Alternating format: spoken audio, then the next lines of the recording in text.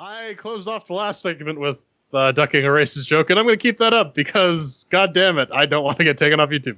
This is Darkwood. It's from Acid Wizard Studios, developed on the Unity engine. You could tell from the Unity screen a bloop when you launch the game. It's around 15 of your local particular currency. And what is it? Darkwood is a new perspective on survival horror. Scavenge and explore a rich, ever-changing free roam world by day, and hunker down and pray in your hideout for the morning light.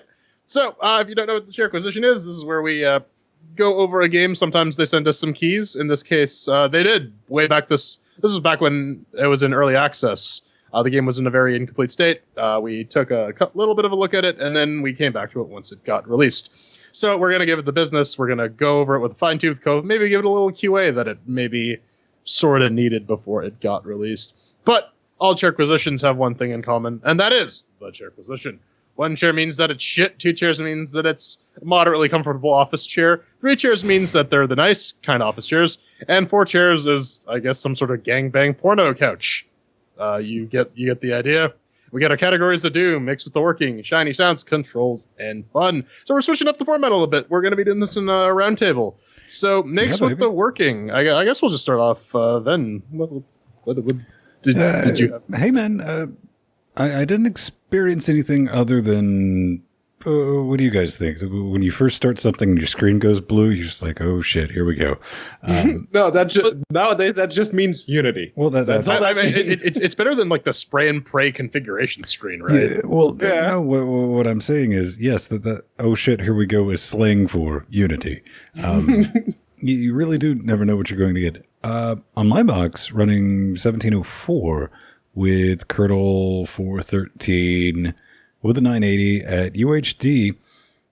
Yeah, I mean, everything works. It's got some issues, but the only thing, like game-wise, I really saw a problem with, I was wondering if, Jordan, did you see this, was like just the right side of our UHD monitors had a little bit of flicker, but you had to be at just the right angle to see it. I mean, it was enough to cause me to close it and open up another application because I'm just waiting for this monitor to die because that would just be so fucking spiteful. I guess I wasn't looking at it at the right angle. I did give this the business though because it's really hot here today. So I was moving from room to room playing this game, trying to find somewhere cold. So I tested this out on the i7 6700K with the 980. I tested it out on the i7 6700HQ with the 960M and the A10 5800K with the GTX 1050 Ti. And, you know, I didn't really find any real performance issues. The game does have some issues with alt-tabbing, though, because, like, if you alt-tab, it doesn't let you... It locks your cursor in there. Okay, so I didn't have that problem. I was able to Steam overlay the Vulkan Shift-Tab pinch, and no issues. Yeah, the other thing that kind of irked me was that it didn't really have any cloud sync, which was annoying, because I had to copy saves from machine to machine. Oh, fuck that. Yeah, no, that is annoying. In 2017, if you don't have cloud save, that's... But yeah, outside of that, the game actually ran fine. But then again, you look at it, but yeah, I guess more on that when we get to the shiny and the sounds. But yeah, over here, even with the aging FX 8370E, it ran fine. It ran absolutely fine. I really had no issues. There was a lot of scream flickering. Is that like Schleem when you make a plummus? Screen flickering, but that was very much deliberate because the game likes to play a lot with perspective because you have that cone of vision of what your character is looking at and the stuff you're not looking at, there's like weird things happening. And kudos to them for trying to do something like that, but yeah, some of those genuinely do look like bugs. So yeah, that was my experience with it anyway. Okay, so if we take our mix with the working and we add everything up together, what do we end up with? I mean, what would you give it, Ben? Let's just like dump the scores. No, I gave it a solid 3. I mean, outside of causing me to question whether or not my monitor was fucking functioning properly. Yeah, I mean, the lack of cloud save plus the alt-tabbing issues I have caused me to ding at a chair as well. So Pedro, you loved it. You just sucked it off, man. I didn't suck it off. The game worked fine as far as I could tell. So yeah, 4 chairs for me. All right. Well, that tallies up to 3 chairs for mix with working. So moving on to shiny and sounds. Honestly, I think they really nailed the atmosphere in this game. All right, tell me about it. Well, I mean, well, they, again, like Pedro said, there's this whole like line of sight, cone of vision thing, and they really, really take advantage of the fact that you have limited information because the sounds come out of like random directions. Well, and, like even with light, shit like fades in and fades out depending on.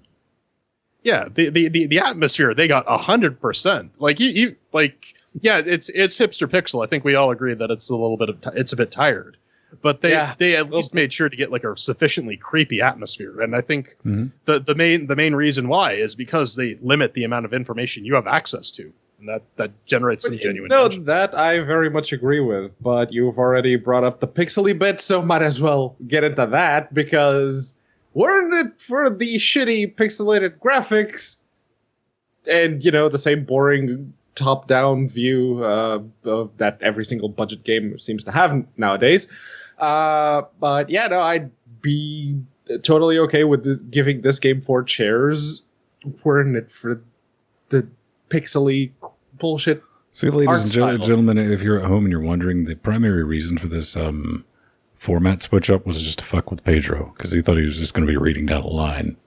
Oh, no, I'm totally okay with not having to read down a line. In fact, the outside of the non-pixely bits, the game actually does look good when you get into dialogue with the Wolfman or any of the other characters that actually... Like, jarring? Because, listen, man, I'm not a huge fan of the hipster pixel bullshit, but, I can absolutely tolerate it when it's well done.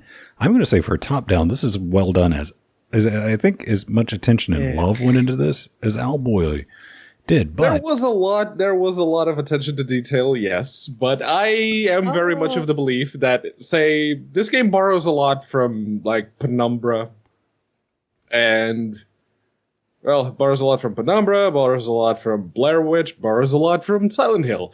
But yeah, if it was more along the lines of any of those games, be it either third person or first person, I think it would have been a boon, and they could have totally easily made it because they clearly have the chops to make a very atmospheric I think game. they're really good with the story.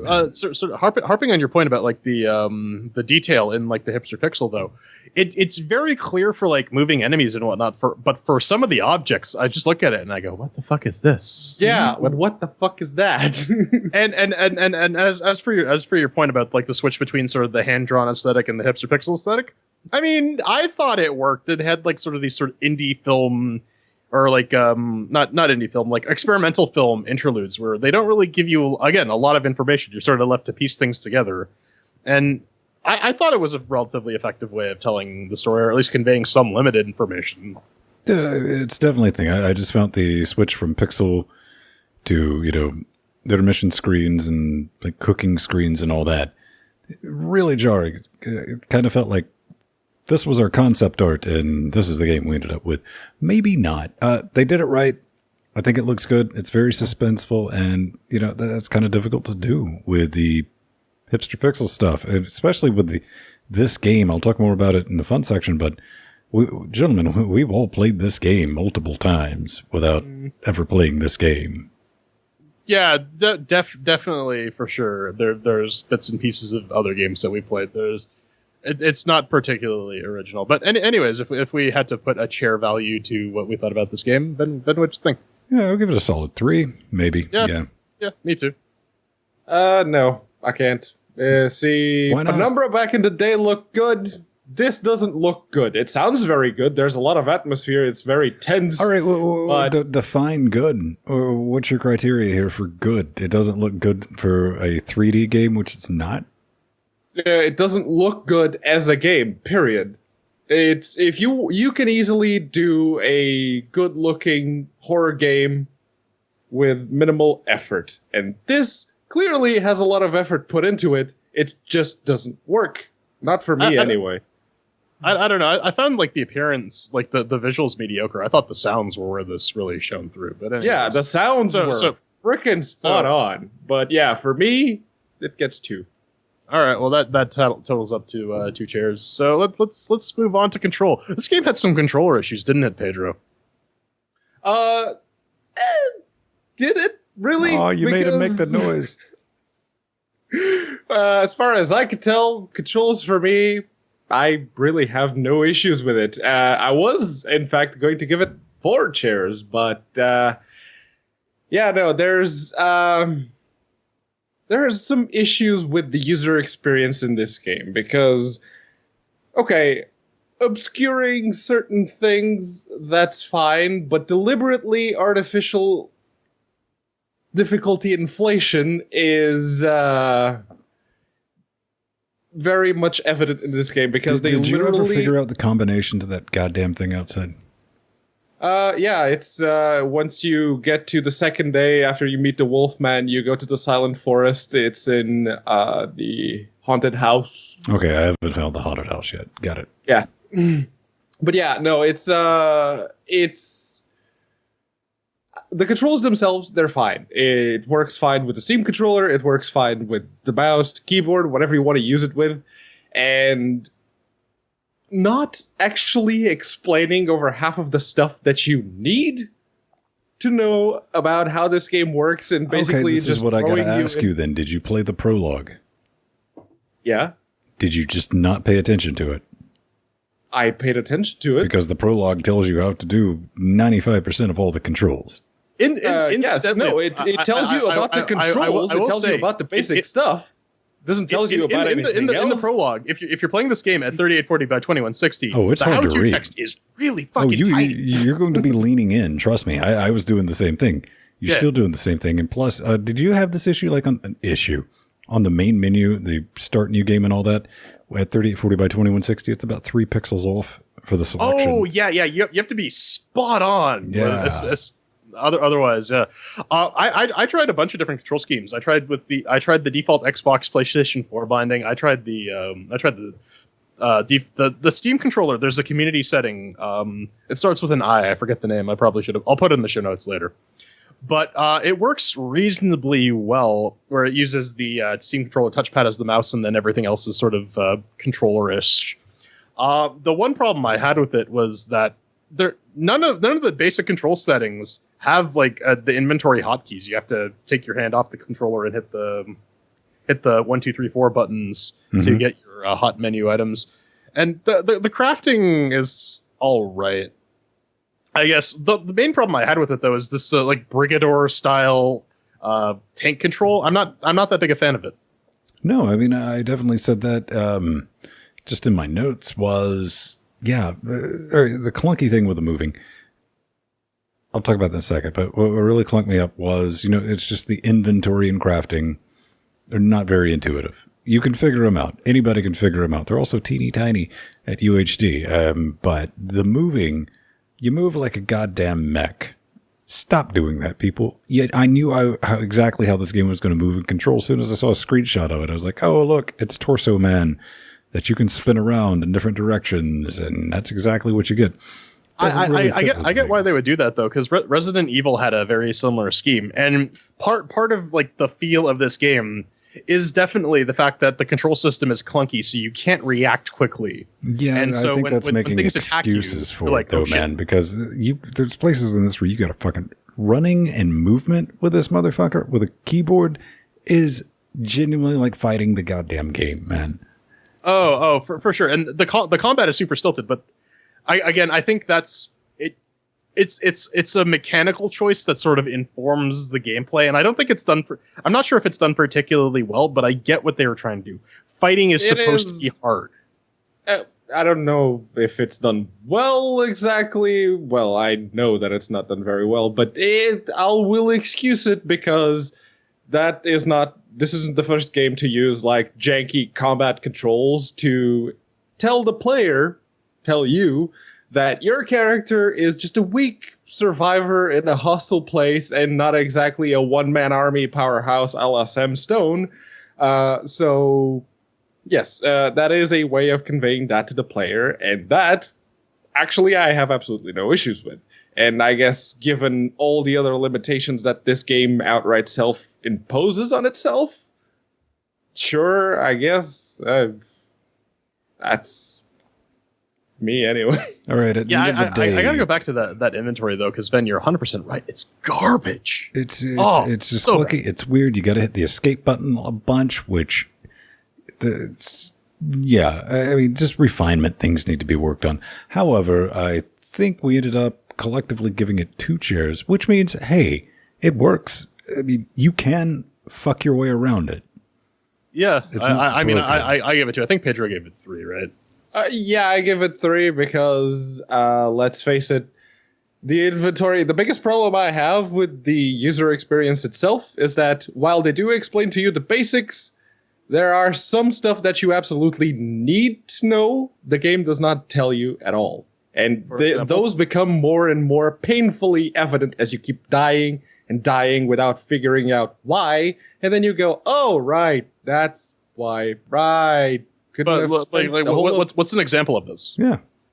Like crafting actual weapons instead of just, I don't know, spiky nail board. You don't know where how you need to to do upgrade your those. workbench and stuff like that. Yeah. No, it's not just the upgrading the workbench. You actually need to go looking for the recipes, which the game doesn't tell you. You just learn all those recipes out of thin air, but all the other recipes, no, you gotta learn those. Well, why don't I don't... Inconsistency, all right. Well, that's my problem. I think that's a good place to transition to the fun segment. We got 2 chairs for controls, by the way. So, I guess Did anyone here have fun playing this game? Nope. No. But I'm let's sure. be a little more specific, shall we? Hey, man. I don't know. I just put this as like a pro tip in the show notes. Interact with that fucking oven if you're watching this before you buy it. That'll save your ass because this game does auto saves. Fuck that. In a game like this, survival horror, I'm not even saying save spam. Give me a touchstone that I can at least run back to. Apparently, it's your oven. If you interact with it and exit out, it forces the game to autosave. They did a good job, man. What do you guys think? With the top-down pixel business, it legitimately got a jump scare out of me. Like, with the atmosphere. Like I said, the atmosphere is spot on, but the game is so boring. So, like, for me, survival horror is a tough sell because, like, I don't get scared by this kind of stuff very easily. You can startle me. You can startle anyone if you just make a loud enough noise out of nowhere. But would you say what this did right? I mean, with the fucking story, it hits you over the head with immediately, and it hits you with the atmospheric soundtrack shit. I do like the twist out of the tutorial though, because like you think, oh, I'm playing as this guy. No, you're playing as the guy who kidnapped that guy. Right. And like I said, they do the story stuff relatively well, but really the only survival horror game I really enjoyed was Alien Isolation because it's an alien movie, right? I mean, the game does interesting things to create tension. The convoluted controls, of course, we talked about them. The limited line of sight and the limited light available means that, yeah, you lack information and it ratchets up the tension. But again, like, you have to wander around finding things, and that's just not entertaining to me. It's not. Pedro, I'm going to have to go back to, I think one of the biggest things hurting this is we've played this exact same game multiple times. Yes, we have. Well, under different names, which I can't... my brain is terrible with names. But yeah, there was that one not too long ago that very much dealt with a similar theme. But it was actually 3D graphics just from the same top-down perspective. There was... even before that, there was that Unity one that was really terrible that had that really janky driving section in between some of the levels. Again, the name eludes me. Oh, you mean the one that should have been called Death Road to Canada? Yeah. Oh, the Kona or whatever? Kona, yeah. Kona was actually different. It's not I a liked horror. Kona for what it was. Yeah, Kona, it's not a horror game at all. It's just an experience. I guess they call them experiences nowadays, but this game, it is very much a game. It's just that I don't know, back in man. early When access- ice starts fucking people up, I don't know about you. Yeah. I was like, yeah, that's a little scary. No, but this game, again, the tension was very well done in Darkwood. And back in early access, the game disappointed me because I went in this like, oh yeah, it's a survival game with top-down view and crafting elements. Good times.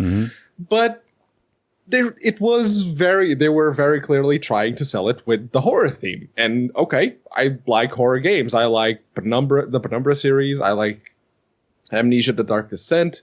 Even though Soma wasn't exactly a horror game, I still very much enjoyed that. I enjoyed the Silent Hill series. I enjoyed the Blair Witch series. I enjoyed some of the Resident Evils. Did you even like Blair Witch 2: Book of Shadows? Ellie Kedward's Tale. Not the movie, the games. I'm talking about the games here, not the movies. I didn't know they had video games, man. Oh yes. Honestly, neither did I. TIL, right? Oh yes, they do. And as far as like psychological horror bullshit goes, those games were fucking spot on. The only ones that did it better were Frictional with the Penumbra and the original Amnesia. And a lot of those elements are present in Darkwood, which is why this game disappoints me so much. Because this isn't a horror game. This is a survival game with crafting elements where, okay, so you don't have to worry about your character. One of the things that Penumbra did, the entire series, was not give you a way to fight back. Yeah, Penumbra did have a but again, like listen. It gave you that axe, which was only in the first one. They gave you a pickaxe, but outside of that, that's what tapes down your fucking note button. Is not having any recourse. It's the same thing with Alien, right? You can't actually fight the alien. You can spook him off and buy yourself some time. And in all honesty, that's when I quit playing Alien Isolation. Is when I realized that wait, you can't kill this thing at all. Period. I was like But yeah, it's introducing. They do have a sort of a combat mechanic in this game, and it's very janky, as I've already mentioned. It's you hold down right click, you put a dot over something, you click left, it whacks it. That's miserable. Yes. And then the weapon you're using breaks after hitting two things. I got attacked by a pack of dogs while I had the. If you think your weapons break quick and dying light, this game's got news for you. Honestly, when I created the nail board, the first thing I thought of was Kodos from that Simpsons Halloween special. One day they will create a board with the nails so large it will destroy them all. Right? Yeah. But yeah, no, I killed two dogs, and then the other two just kind of said, "You what?" And they killed me right then and there. All right, so if we're gonna put a bow on this, I went into a house where the floor just killed me. I haven't had bullshit like that since like Ultima. Oh no, man. Here's the thing. I lasted 96 minutes in this. I didn't rage quit. It was kind of a mild rage quit because I was like, all right, I'm done with this. When I'd done all right, got stuff together, and I walked outside, and it's like, oh, look, two pink smoke monsters from Lost are going to attack you at the same time, and you're fucked. If you go forward, you're fucked. If you go back, you can't get around. There's no way to fight them. And look, you're dead. See what happened? Just like Alt F4, see what happened game. It's like, no, I didn't see what happened because everything was stupid dark. That was the whole thing, man. The graphics. And really, that's it. Like, there's a lot of tension, but you need something to sort of keep you going, and that doesn't really exist in this game. Exploration alone is not going to keep you tied into this game. You derp around, you try and find the wood and the nails and the needles and like the batteries and the gasoline, so you can fill your generator, so that you can keep your lights on at night, so you can be like a crazy person.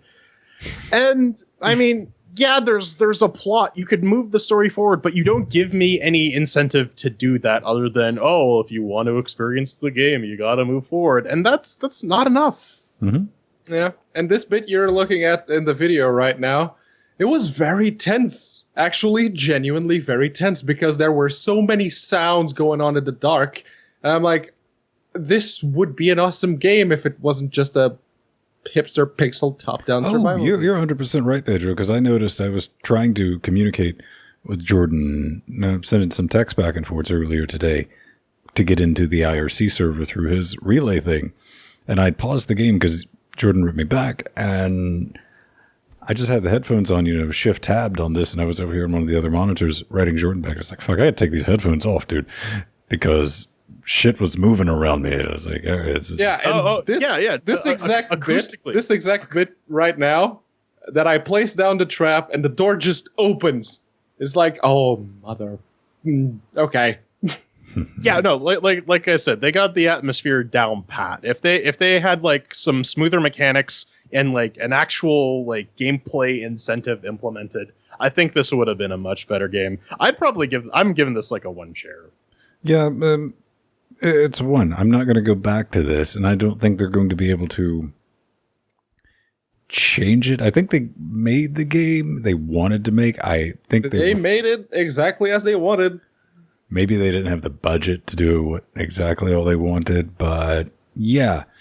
It's 2017. I don't feel that this has brought anything. Darkwood, you didn't really bring anything to the table that hasn't already been done to death. Except for your story. That story's fucking interesting. I like that. Whoever you have writing this, if it's just a 1-person project, that's even cooler. I'd like to read the novel of this game. Exactly. I'd like to see the sci-fi adapted series to this. Starring The Rock. Netflix, pick this up. I would watch this. Yeah, like just a 10-episode miniseries. That's fine. Yeah. Just make it really good. Give me that. But yeah, I guess unfortunately, for the fun, we don't always agree on shit, but we're definitely going to... Pedro, I assume you concur with this? Oh, yes. Yeah, one share from Pedro. So that's 1 share for fun if we tally all that up. We get Listrider 2 moderately comfortable office chairs for Darkwood. I think we've kind of went over it with a fine-tooth comb. You got any like remaining final thoughts, something that you just really wanted to bitch about this game? Other than just, again, with that story. Brad, you got it. I want to know more. I really want to know and see what's happening. I just don't want to do it at the expense of having to play this fucking game in order to find out. This is something I will genuinely probably go on Twitch or the YouTubes and find a playthrough and put it on in the background and check it out. I mean, I guess I really do want to thank them for sending the keys. It took a while before it showed up to a final product. And the final product was still as disappointing to me anyway as the alpha version. So, and unlike Pedro, I think it looks good for hipster pixel. Man. Yeah, I mean, for what it is, the visual aesthetic works, but I think it's kind of middling. They could have done more. Yeah.